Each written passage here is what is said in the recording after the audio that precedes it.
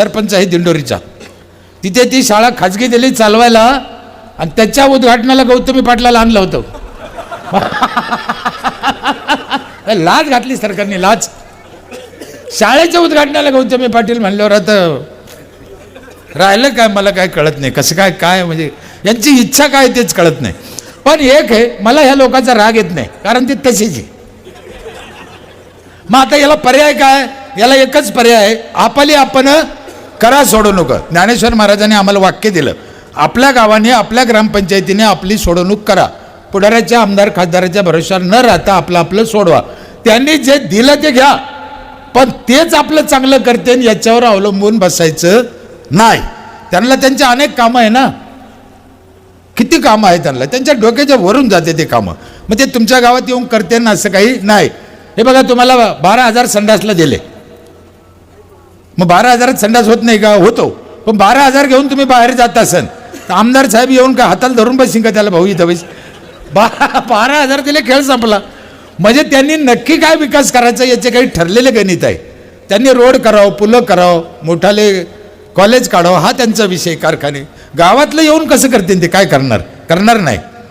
म्हणून आपल्या गावातल्या लोकांनी आपल्या सुविधा केल्या पाहिजे आणि आपले कामं, आपली सोडवणूक आपण केली पाहिजे.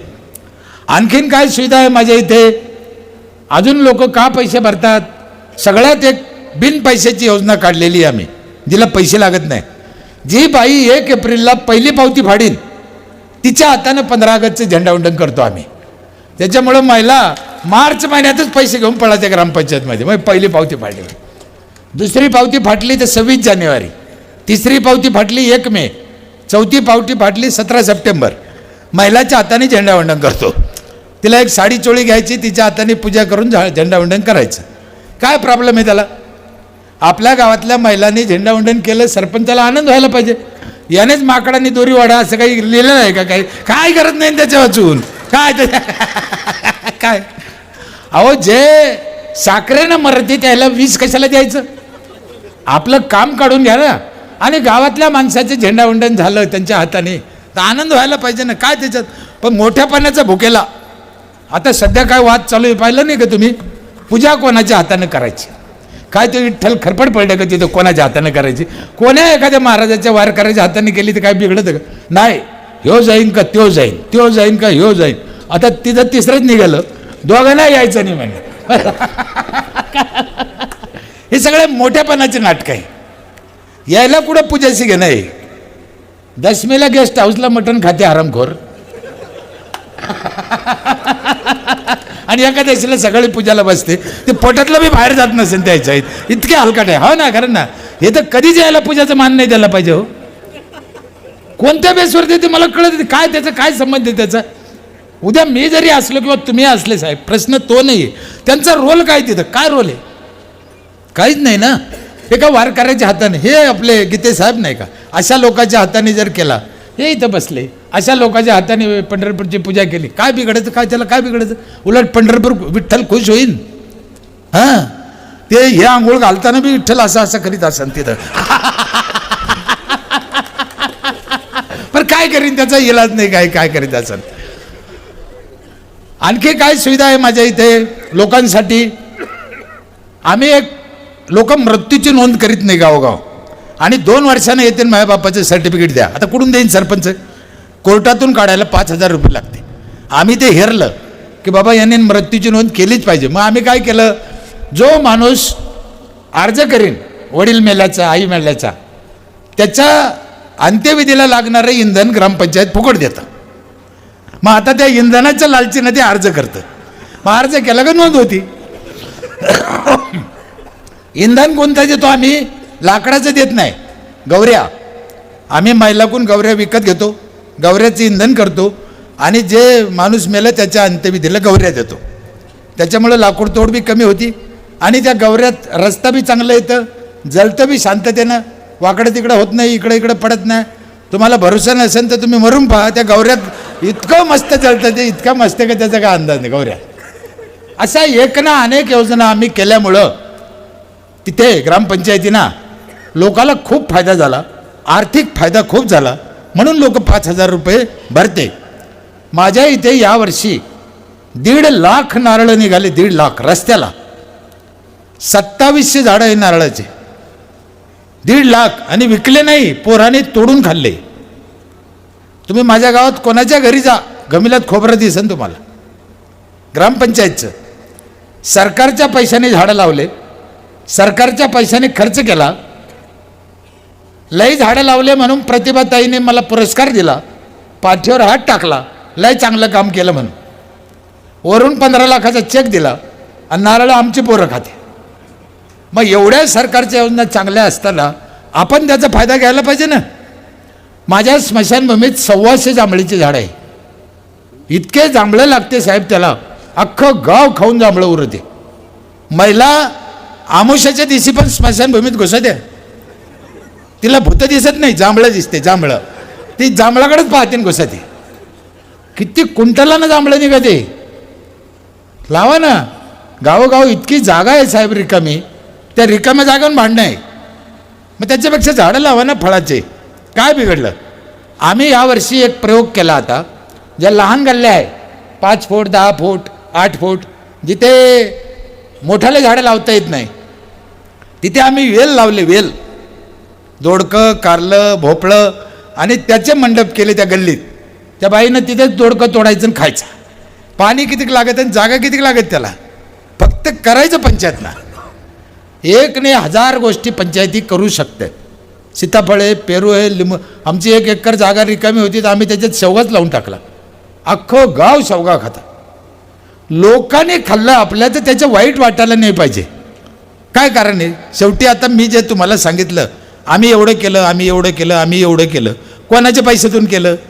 लोकांच्याच पैशातून केलं. मग त्यांच्या पैशातून त्यांना केलं तर बिघडलं काय? म्हणून आपल्या आपल्या पायावर उभं राहायला शिका. उद्या सरकार तुम्हाला पैसे देईन याची गॅरंटी नाही. भारत स्वतंत्र झाला तेव्हा आपल्या देशावर 1 रुपया कर्ज होता, आज 25 रुपयाच्या घरात गेलं. म्हणजे 25 पट कर्ज वाढलं. सरकार जे आपल्याला देतं ते कर्ज काढून देतं, लक्षात ठेवा. हे काही यांच्या घरातून देणार आहे का? नाही. कोणती बी योजना काढली तर समजून घ्या कर्ज काढून तुम्हाला दिली. म्हणून सरकारला अडचणीत आणल्यापेक्षा आपली सोडवणूक करा ना. आपल्या पैसे आहे ना. काय आपल्याला प्रॉब्लेम आहे? नीट काम केलं, नीट शेती केली, नीट राहिलं, 2 कोटीचे टमाटे झाले म्हणते. आणि आमच्या तिकडे आत्महत्या करू राहिले. कष्टाशिवाय पर्याय नाही साहेब. म्हणून आम्हाला महाराजांनी सांगितलं, कामामध्ये काम तुम्ही म्हणा राम राम. हे रिकामं बसून झाडाखाली रामराम म्हणा म्हणते नाही ढबऱ्या पोटायचे लोक, हे बुटानं आणले पाहिजे हरामखोर झाले. कष्टाशिवाय पर्याय नाही. जेवढे मोठाले लोक होते हे 18-18 तास काम करते. झोप यांच्या बापाला माहीत नाही.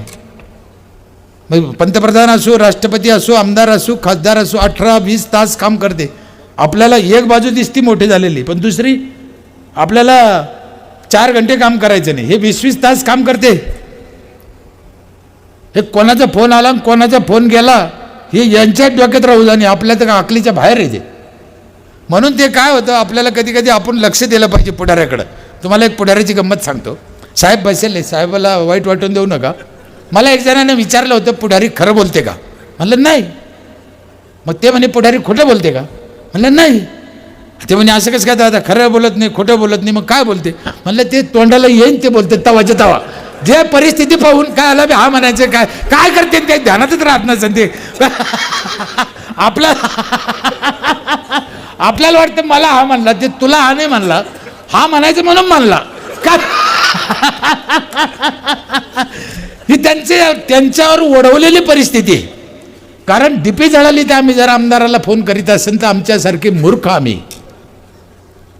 साहेब 25 वर्ष झाले माझ्या गावामध्ये कधी आम्ही जिल्हा परिषद सदस्याला सुद्धा फोन केला नाही डीपीसाठी, किंवा माझ्या गावातले डीपी 2 दिवस उशीर आली असं कधी झालं नाही. त्याचं एकच कारण आहे, 100% वीज बिल माझं गाव भरतं. तुम्ही 100% बिल भरा, लाईट कशी मिळत नाही? लाईटचं धोरण काय आहे, तयार झाल्याबरोबर ताबडतोब विकली पाहिजे. ती गॅस सारखी भरून ठेवता येत नाही. मग MSCB तयार झाल्यावर आधी उधारीवाल्याला देईन का नगदीवाल्याला देईन? साधी गोष्ट आहे. मुंबईला कशी लाईट जात नाही? 2 मिनिटं लाईट गेली मुंबईला तर समिती नेमली होती, कशी काय गेली? आणि आमची 2-2 महिने टीपी येत नाही तर इंजिनियरला माहीत होत नाही. याचा अर्थ असा आहे की आपण पैसे भरत नाही. म्हणून पैसे भरायला शिकलं पाहिजे. पैसे भरल्याने काय होतं, सरकारचा टॅक्स असो, ग्रामपंचायतीचा टॅक्स असो, हा भरला पाहिजे. माझ्या गावामध्ये आणखीन एक योजना आहे. वयस्कर गावातले निराधार 38 माणसाला ग्रामपंचायत जेवण देते रोज. कपडा लत्ता चादर दुखणं बाणं 38 म्हाताऱ्याला जेवण देते. माझ्या आयुष्यातलं माझ्या पंचायतमधलं सगळ्यात महान आणि पुण्याचं काम जर असेल तर त्या 38 म्हाताऱ्याला जेवण देणं हे आहे. कशाला पाहिजे वृद्धाश्रम हो. आपला बाप म्हातारा आपल्याला सांभाळता आलं पाहिजे ना. आणि गावातला माणूस उपाशी झोपत असेल तर सरपंचाला झोप कशी काय येते. सरपंच त्या गावचा विठ्ठल आहे, सरपंच त्या गावचा मातापिता आहे. पण आता सरपंचानं फार इज्जत घातली, त्याला कळलंच नाही ना कशासाठी येतो. पूर्वी बघा काही वयस्कर लोक आहे इथं, सरपंच साहेब जर असे आले रस्त्यानं आणि महिलांनी जर पाहिलं सरपंच आलं तर बाई 10-12 फूट लांबून जात होती आणि ते पण चप्पल हातात घेऊन जात होती. बरोबर आहे का, है ना. हां, इतकी इज्जत होती सरपंचाला. चप्पल सुद्धा बाई हातात घेऊन जात होती. आता बी बाया चपला काढत्या.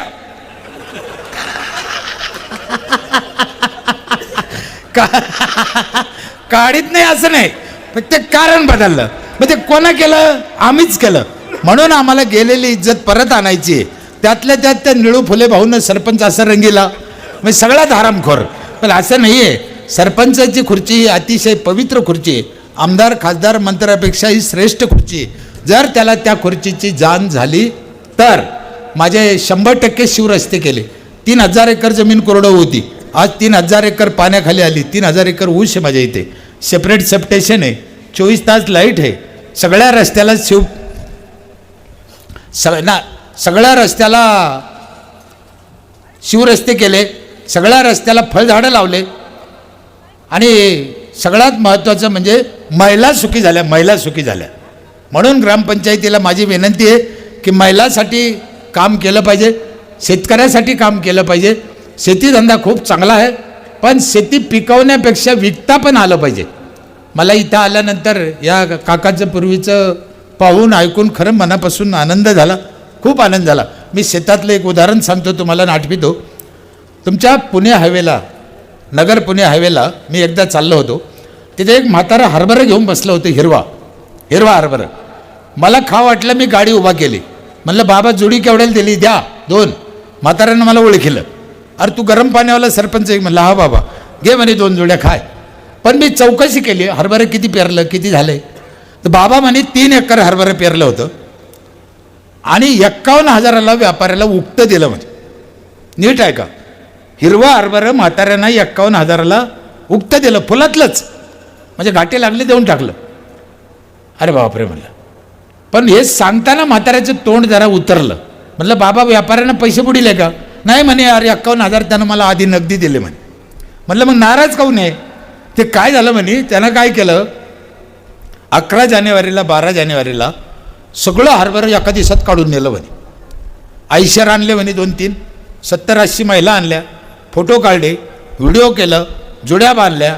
ते व्हिडिओ फोटो कुठेतरी पाठवले म्हणे आणि त्यानं सौदा केला तिकडं. त्याला खर्च जाऊन 2 लाख राहिले म्हणे.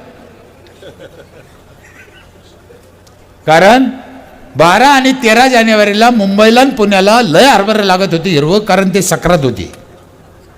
बुद्धीचे वैभव अन्य नाही तुझे, एका केशीराजे सकळ सिद्धी. वावर याचं पेरलं याना, खर्च याना केला, याला 51,000 आणि त्याने 2 दिवसाचे 2 लाख बुद्धीचे.